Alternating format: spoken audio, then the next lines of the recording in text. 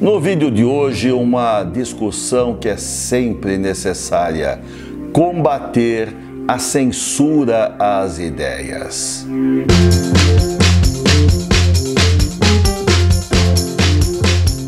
Se você não for inscrito no canal, aproveite a oportunidade, se inscreva, tecle o sininho, porque aí você fica sabendo que tem vídeo novo no ar. E toda quarta eu coloco vídeo novo no ar. Se achar bacana, dê um like, compartilhe, me ajude a fazer o canal crescer. Essa questão de censura às ideias é um negócio que me preocupa muito. Eu já fiz programas de rádio no passado, já comentei isso aqui. Já fui censurado no passado, ouço comentários críticos a coisas que eu faço, normal. Discordar é um direito. Censurar, isso é um abuso. Isso eu não concordo.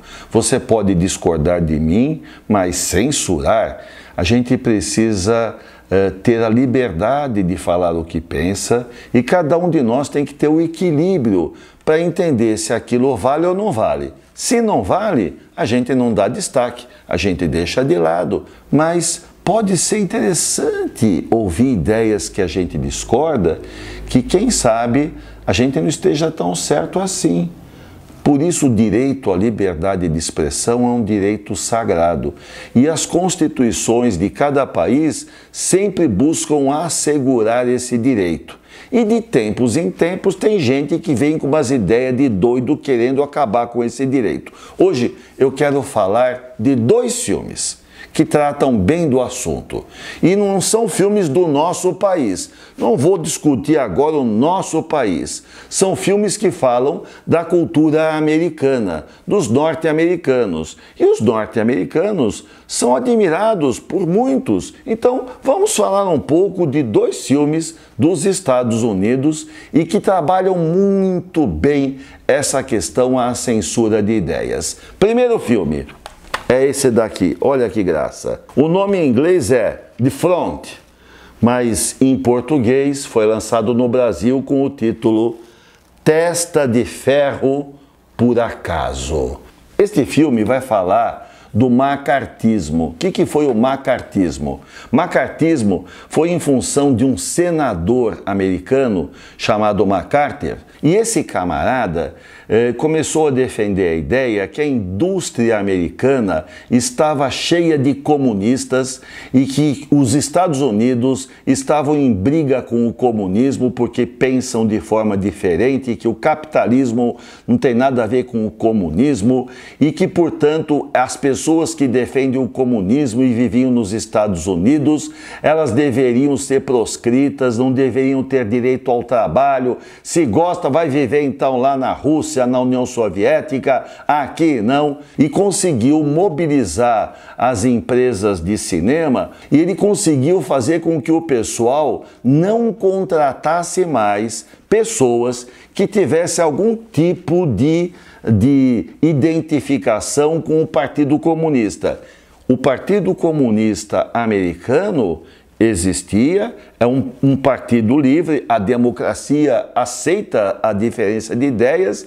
Nós temos no Brasil o Partido Comunista, a democracia convive com as diferenças de ideias. É uma das riquezas da democracia. E nos Estados Unidos o mesmo ocorre. A Constituição americana assegurava o direito, mas estava-se em guerra com os países comunistas. Havia um conflito não explícito, mas uma tensão nas relações entre as grandes potências. E aí esse camarada conseguiu convencer e conseguiu iniciar uma cruzada, uma perseguição aos autores que tinham algum tipo de passado ligado ao Partido Comunista. E o curioso é que em Hollywood, muitos roteiristas, as pessoas mais talentosas, tinham defendido ideias comunistas e apoiado a Rússia na Segunda Guerra. Mundial, que foi aliada dos Estados Unidos e dos países que lutaram contra o fascismo, contra o nazismo. E aí o que aconteceu?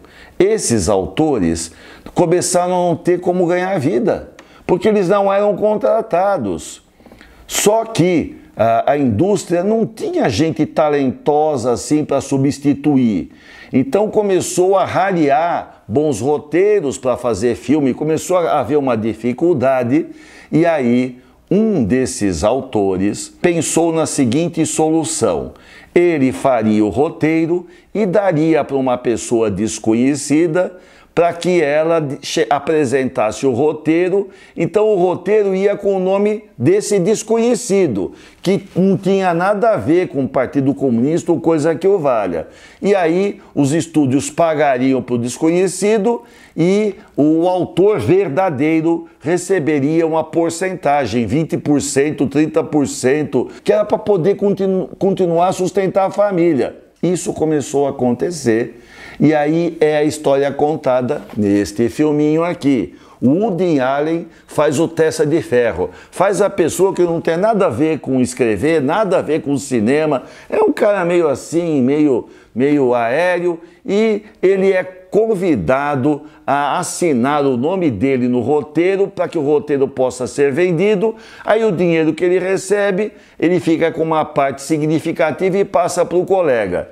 Esse colega fala para outros sobre isso e daqui a pouco ele é o grande autor de Hollywood. Ele começa a produzir roteiros e mais roteiros. Na verdade, não é ele que fez. Ele tem um grupo de escritores que fazem e entregam para ele. Pessoal, isso aconteceu. Isso aqui não é ficção. O filme é uma ficção. Essa história aqui é uma ficção. Mas isso foi um fato que ficou na história americana. Enquanto os autores iam sendo perseguidos, presos, aí o Testa de Ferro, e um belo dia, um desses filmes ganha o Oscar. E quem que ia receber? Não tinha gente para receber. No ano seguinte, outro desses filmes ganha o Oscar. E fica uma situação embaraçosa, porque teve prêmio que foi anunciado e não veio ninguém retirar o prêmio. Porque eram justamente os autores chamados comunistas que tinham feito o roteiro e vendido esse roteiro a troco para poder sustentar a família. Este filme é maravilhoso e coincidência. O diretor do filme, o roteirista do filme e os atores, muitos viveram essa perseguição, ficaram sem emprego, então eles trabalham com uma garra, com uma verdade. Bom, este é um filme. Qual é o outro? Trumbo, Lista Negra. E esse daqui é recente, foi lançado em 2015, concorreu ao Oscar. Vai contar a história de Dalton Trumbo, que é exatamente um roteirista que sofreu toda essa perseguição. E aqui nós vemos a história real, quer dizer, é factual. Isso daqui, enquanto o primeiro tem ficção, aqui não. Aqui ele vai falar dos filmes que o Trumbo escreveu na época em que ele não podia assinar, as dificuldades que ele viveu, os prêmios que as pessoas receberam e que eram na verdade dele. A história é muito interessante, envolvente. Eu reassisti recentemente, fiquei mais uma vez encantado. Para vocês terem uma ideia, olha os filmes que ganharam Oscar de melhor roteiro, melhor filme, e que na época foram recebidos por pessoas que não eram o autor, porque ele não podia aparecer. Olha lá, vou falar. A Princesa e o Plebeu. É um filme muito bonito. Oscar de melhor roteiro. A pessoa que recebeu não tem nada a ver com o filme. O outro, Arenas Sangrentas. Oscar de melhor história original. Na hora que anunciaram o Oscar, não apareceu ninguém para receber o prêmio, porque tinha sido feito pelo Dalton Trumbo, que era perseguido pela censura, perseguido politicamente. Foi só em 1960, com a chegada do Kennedy, o presidente americano John Kennedy, ao poder, que a Lista Negra foi abandonada. chegaram para o Kennedy e perguntaram o que ele achava do filme Spartacus, que foi dirigido por Stanley Kubrick e que na época o Kubrick botou o nome do Dalton Trumbo como o autor do filme. Então foram perguntar o que ele tem achado do filme, porque queriam que ele dissesse jamais deveremos assistir. E o Kennedy falou: filme é muito bom, gostei muito do filme. E aí o pessoal ficou sem graça e a história da Lista Negra foi abandonada. Dalton Trumbo produziu muitos filmes mais, ganhou mais prêmios e foi depois homenageado pela Academia por toda a obra de sua vida.